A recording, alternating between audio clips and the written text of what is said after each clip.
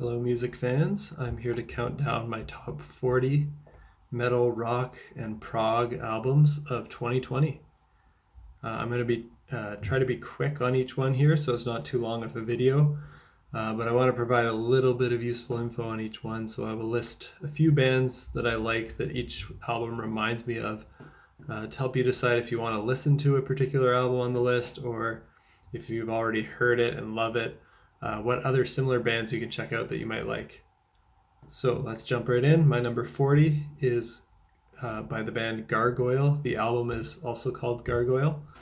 It's a progressive rock album with grunge, metal, alternative, and hard rock influences. For fans of bands like He Is Legend, the Mars Volta, and the Deer Hunter, this is their first studio album. They have a very unique sound combining prog and grunge, a lot of dissonant vocal lines, but a very fresh sound. My number 39 is the album Ruin by Daniel Tompkins. It's progressive metal for fans of Tesseract, The Contortionist, Sky Harbor. This is Daniel Tompkins' second solo album. It features lots of great vocals from the Tesseract and former Sky Harbor vocalist. Number 38 is by the band Sons of Apollo, and the album is called MMXX. I believe that's Roman numeral for 2020. The genre is progressive metal with hard rock influences thrown in. This is for fans of Dream Theater, Symphony X, Haken. This is their second studio album. It's a progressive metal supergroup with Mike Portnoy, formerly of Dream Theater, on drums, so obviously amazing drums, amazing guitar playing as well on this album. Now let's jump to number 37. This is The God-Shaped Void by Psychotic Waltz. This is another progressive metal album. For fans of Avenged Sevenfold, Judas Priest, Iron Maiden, it's a little more, it's got a bit of a traditional heavy metal sound, but with some progressive vibes. This is their fifth studio album, has a lot of catchy choruses, cool guitar leads, some of those like dual guitar leads, I think. That's kind of remind me of Maiden and Avenged Sevenfold. Number 36 is by the band Molasses. It's an album called Through the Hollow.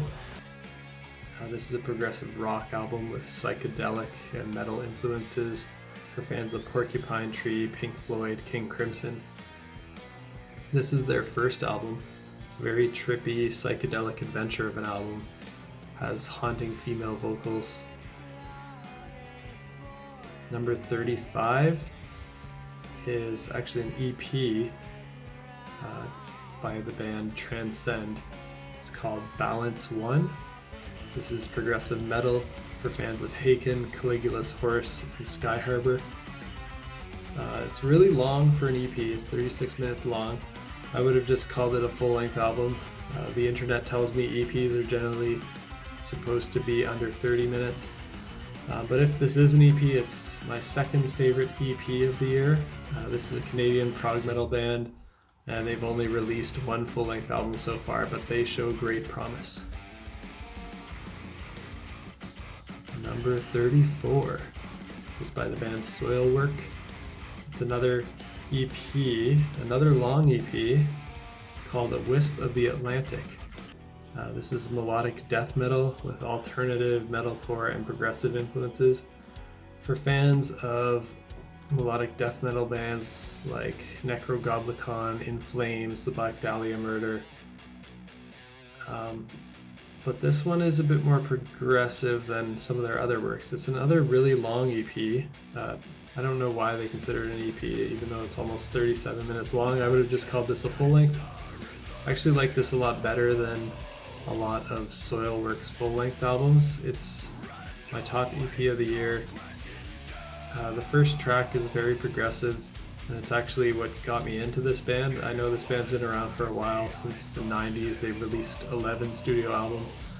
I heard of them before, but I saw them as more of a melodic death metal band. and that's not typically a genre that I gravitate towards as much as I do progressive music, but they are a really strong band, and I really love this EP. Number 33 was Endarkenment by the band Anal Nathrak. This is a black metal album with grindcore, industrial, and death metal influences for fans of Isan, The Black Dahlia Murder, and Strapping Young Lad, because it's just really, really heavy. So if you like those kind of like intense, brutal bands, this is right up your alley. This is their 11th studio album. Like I said, it's ridiculously heavy and has a lot of brutality. Intense screams are displayed on this album. However, it also has amazingly catchy choruses with clean vocals in a lot of the songs that almost sound like power metal or traditional heavy metal. I only just discovered this band this year with this album, but it definitely inspired me to go back and listen to their back catalog, which was also great. Oh my god, look at that. My shirt just magically changed colors. Wow. Did not see that coming. Where was I? I think I was at number 32. So my number 32 album of 2020 is by the band Azusa. The album's called Loop of Yesterdays. It's a progressive metal album with extreme metal and hardcore influences for fans of the Dillinger Escape Plan, Rollo Tomasi, and the number 12 Looks Like You. This is their second album. They're a female-fronted supergroup with former Extol and Dillinger Escape Plan and C plus Air members. Lots of mathcore influence here. Number 31 is Wobbler with their album Dwellers of the Deep. This is a progressive rock album for fans of Yes, Is, and Genesis. This is their 5th studio album, and this sounds more like 70s prog rock than any other album I've heard that came out this year. There's excellent, long, epic compositions here. Number 30 is Lamb of God with their self-titled album. This is a groove metal album with thrash, metalcore, and death metal influences for fans of Killswitch Engage, Byzantine, Maylene and the Sons of Disaster. This is their 10th studio album. Very groovy riffs and has that hint of southern rock influence in their sound. Very solid like all of their work. Number 29 is Long Day Good Night by the band Fate's Warning. This is progressive metal for fans of Dream Theater, Judas Priest, and Nevermore. This is their 13th studio album, and they, along with Queensryche, may be the originators of the prog metal genre that I love so much. As Queensryche and Fate's Warning both released their first full-length albums in 1984. And while both bands have had some ups and downs over their long careers, Fate's Warning is still making really strong music to this day. Number 28 is Pussifer with their release called Existential Reckoning. This is alternative rock with some post-industrial and electronic influences for fans of Tool, Perfect Circle, and Thomas Giles. This is Pussifer's 4th studio album. It's an artsy electronic alternative rock project with Maynard James Keenan of Tool and Karina Round on vocals. Pretty cool stuff. Number 27 is the band Sordid Pink with their album also called Sordid Pink. This is progressive metal with pop influences. It's a female-fronted band for fans of Ginger, Red-Handed Denial, Oceans of Slumber. This is their first studio album after changing their name from Destiny Potato to Sordid Pink. So it's their second album if you count their album that they released under the name Destiny Potato. which is kind of a silly name, but it was fun. I actually like their first album that they released under the name Destiny Potato a little bit better than this, but I still like this Sordid Pink album as well. Yeah, female-fronted band, catchy pop vocals, genty progressive metal guitars and synths, plus even the odd scream in there, which is cool. Number 26 is the album Circadian by Intervals. This is progressive metal for fans of Animals as Leaders, Sean and Steve Vai. It's instrumental progressive metal. This is their 4th studio album. Very catchy melodic guitar leads here. Number 25 is Mr. Bungle, returning with The Raging Wrath of the Easter Bunny. And this would be a bit surprising to people who are familiar with Mr. Bungle's other full-length albums. It's not their typical experimental rock sound. This is thrash metal with hardcore punk influences for fans of Megadeth, Vector, Metallica. This is their 4th studio album, and it's actually a re-recording of their first demo tape of the same name from 1986. The original demo had really rough production, but this version has great production. It features former Slayer drummer Dave Lombardo and Anthrax guitarist Scott Ian. If you've heard other Mr. Bungle albums, this is nothing like that. This is, like I said, straight up thrash metal. It's executed very well. Likely in my top 5 thrash metal albums of all time. It's just really awesome stuff.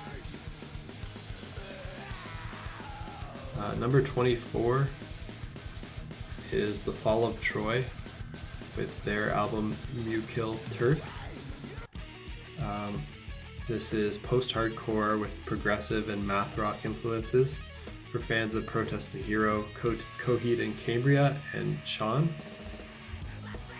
This is their 6th studio album, and it's composed of 6 songs written while the band members were still in high school. And they recorded those songs before, actually, as an EP called Martyrs Among the Casualties in 2002 under the band name 30 Years War. But they re-recorded these with much better production, and they also added 4 new songs that they wrote more recently, which is just great stuff. So there's an interesting trend this year with some bands re-recording old things like Mr. Bungle and Fall of Troy. There are some others that did that as well this year. I think I noticed it happening a little bit more often this year than in previous years. Yeah, I think In Flames re-recorded some stuff, and I think maybe we'll touch on 1 or 2 others that re-recorded some things in my list.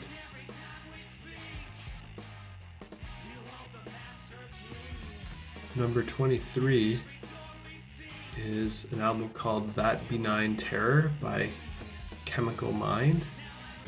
This is experimental atmospheric black metal with avant-garde, progressive, and post-metal influences for fans of Xanthocroid, Eson, and Persefone. This is their 2nd studio album, and I discovered this fairly underground project when I heard their first album that featured a couple members of Xanthocroid in guest spots, and I enjoyed that album. I like this album even more though. It's just amazing atmosphere and intensity throughout this adventurous journey of an album. Number 22 is Ex Cathedra by Creature. This is black metal with avant-garde, baroque, and progressive influences for fans of Xanthocroid, Eson, and Persefone. This is their 3rd studio album. This is another underground find I stumbled across on YouTube. The production doesn't sound as good as a lot of the more popular bands on this list, but the compositions are very cool. There's a lot of great orchestration behind these progressive black metal pieces.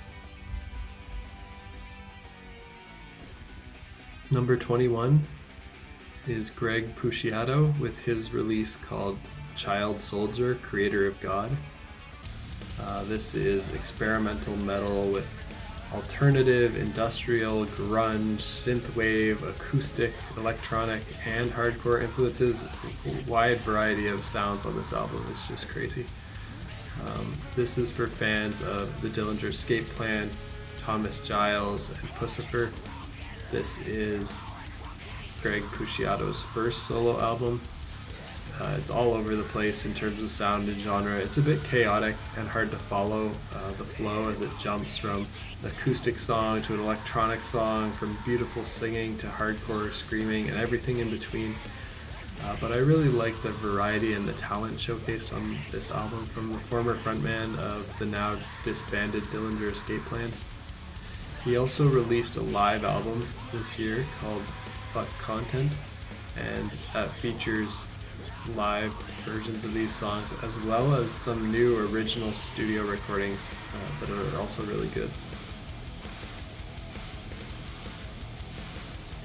Now we've reached the top 20. Number 20, Pattern Seeking Animals with their release called Prehensile Tales.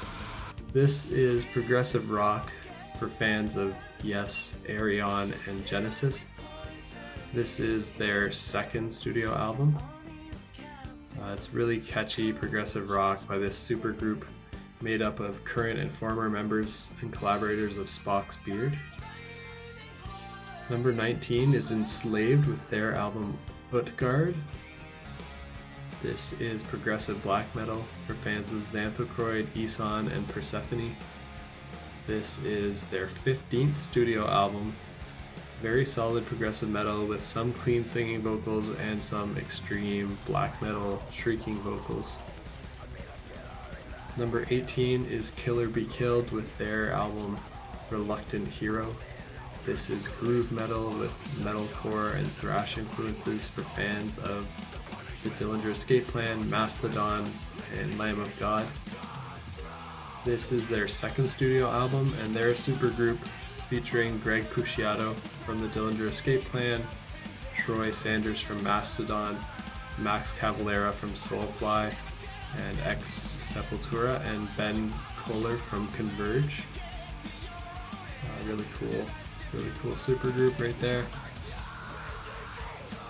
Number 17, here's another re-recording of old material. This is the band Persefone with the album Truth Inside the Shades. This is the re-recorded 2020 version. This is a re-recording of their first album that they made in 2004. The original version had weaker production, but amazing songwriting, so it's nice to hear how these songs sound with solid production. This is for fans of Ne Obliviscaris, The Faceless, and Allegiant. It's progressive melodic death metal with symphonic and black metal influences. And I guess this would be their 6th studio album, and it's a re-recording of their first one. Number 16 is a really old band who is still going strong. It's Deep Purple with their album Whoosh. This is a hard rock album with progressive and blues influences for fans of Rush, Journey, and Genesis. This is their 21st studio album. Amazing to see such an old band still going strong and releasing good music 52 years after their first album. This is a rocking album. Number 15 is the album Transitus by the band Ayreon. This is progressive metal for fans of Dream Theater, Symphony X, and Iron Maiden. This is their 10th studio album, and it's a progressive metal rock opera featuring over a dozen different vocalists playing different characters. It's very ambitious, very epic, a little bit cheesy, but still enjoyable. Number 14 is Deftones with their release Ohms. This is alternative metal for fans of System of a Down, Tool, and In Flames. This is their 9th studio album. This is powerful, mostly clean vocals over low chugging guitars. They've always been more on the artsy and experimental side while still fitting into that alternative and new metal genre and achieving mainstream success. Number 13 is King Gizzard and the Lizard Wizard with their album KG. This is psychedelic rock for fans of Porcupine Tree, Pink Floyd, and King Crimson.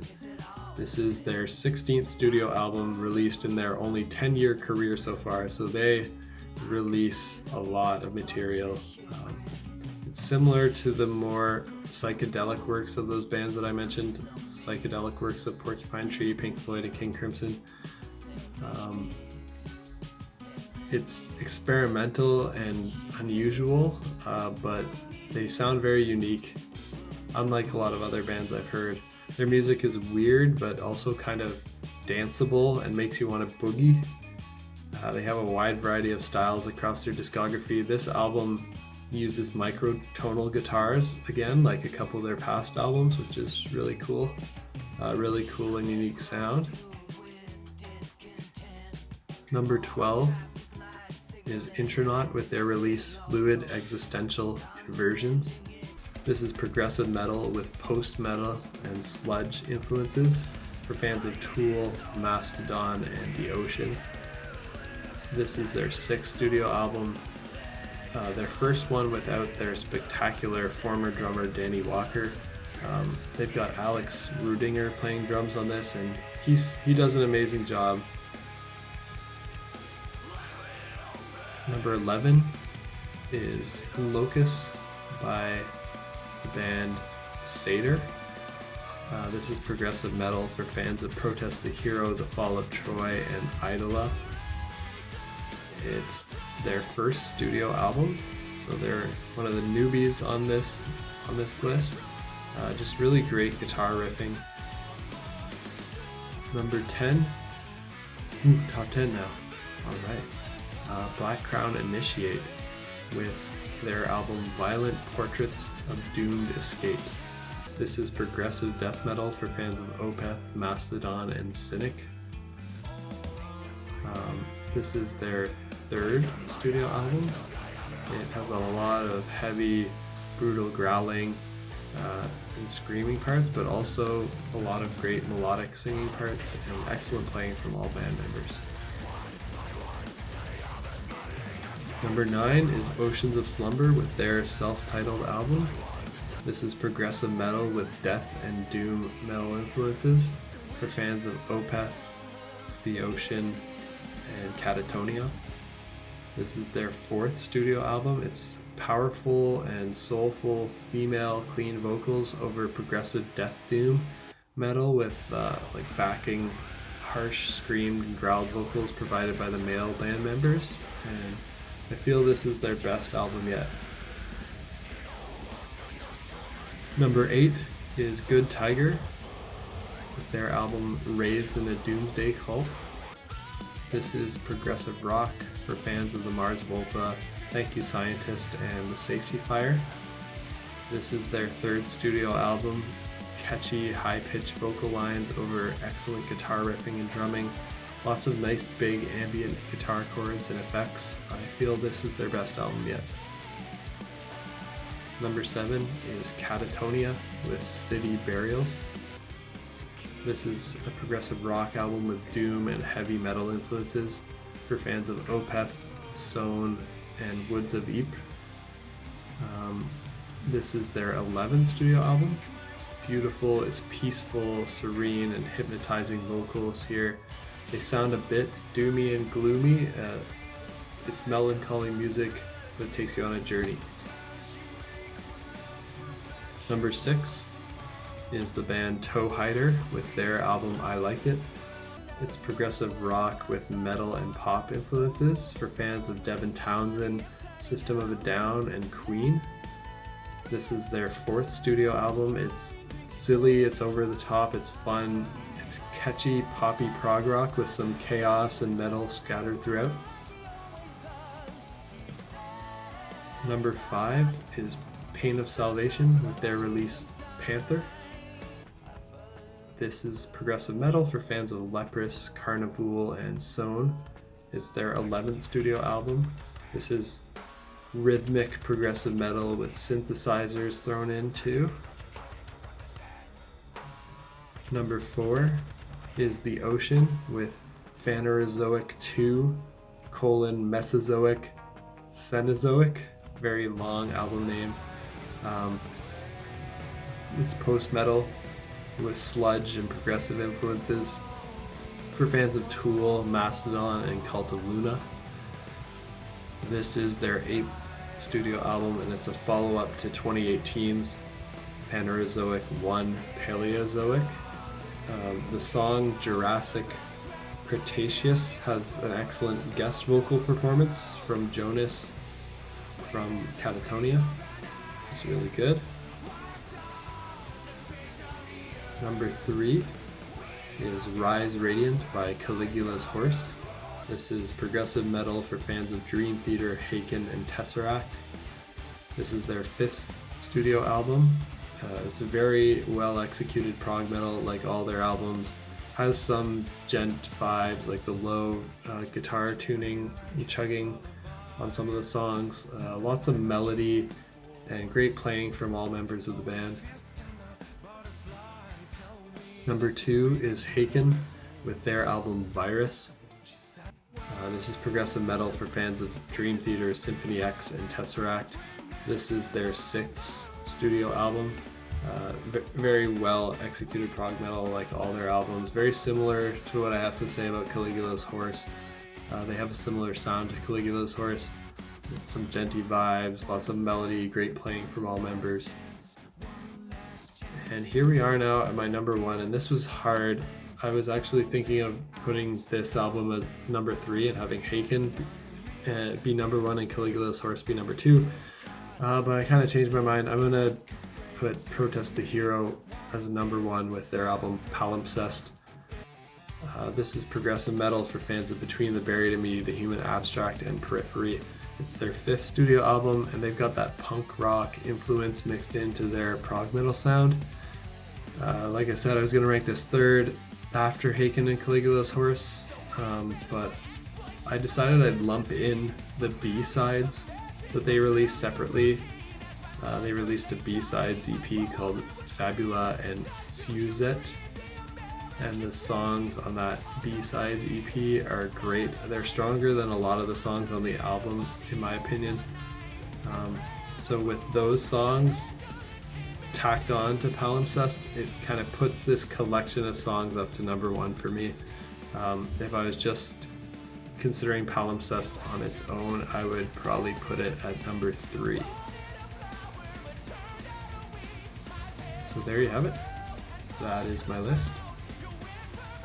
Don't worry too much about what order I put those in, because a lot of these were really close calls. I just forced myself to rank order them. It could change from day to day.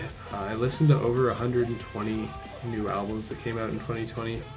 These were my favorite 40 among those, but let me know if you suggest I check out some others, anything I might have missed, or share your ranking, because I'd love to see it. Maybe I'll do some honorable mentions too. There was one artist in particular who released a lot of albums this year that I just wanted to give a shout out to. So my honorable mentions are Forever Loves Fool by Daniel Romano's Outfit, featuring Danny Carey from Tool. This is progressive rock. And Daniel Romano and Daniel Romano's Outfit released like so many albums this year, and I had fun listening to them all. So other honorable mentions would be Daniel Romano's Outfit with OK Wow. Also Daniel Romano's Outfit with Content to Point the Way, and that's more like country. They're a really wide variety of releases. He's done some prog stuff, country, hardcore, like indie rock. It's kind of everything, like alternative. He released albums called Dandelion, White Flag, Visions of the Higher Dream, Super Pollen as an EP. There's a lot of stuff. So if you have time and you want to check out an artist who knows how to release like a wide variety of sounds. I recommend Daniel Romano's outfit and Daniel Romano's solo stuff as well. Yeah, so there's some honorable mentions. Thanks for watching, and I hope you found a new album or two or three, or who knows how many of these you're going to check out. But I hope you find something you like in there, and until next time.